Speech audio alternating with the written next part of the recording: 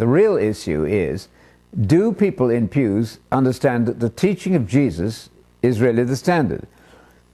James Dunn, Dr. James Dunn, has been very helpful to us and did the first Christians worship Jesus? Interesting read, a paperback.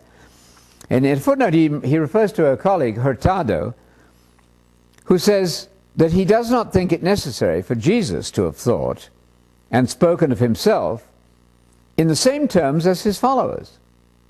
What?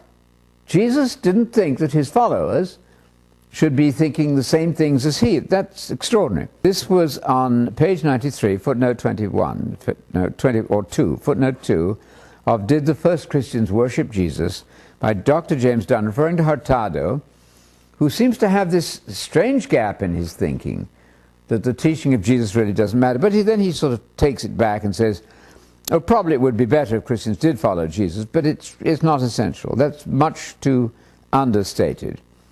He says, he also notes, James Dunn reports, that most Christians probably think there was, quote, some degree of continuity between what Jesus thought of himself and subsequent Christology. That's amazing. Jesus said, "Who am I? Who do you say I am?" And he said, "You better get this right. You're the Messiah," Luke 2:11, the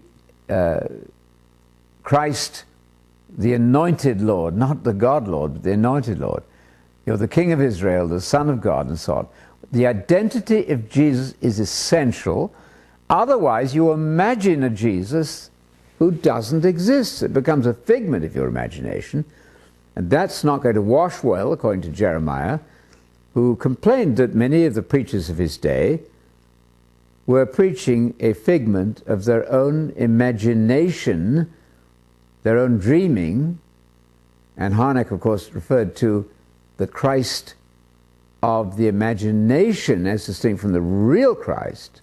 In German, he talked about the gedachte Christus, the imagined fiction, theoretical Jesus.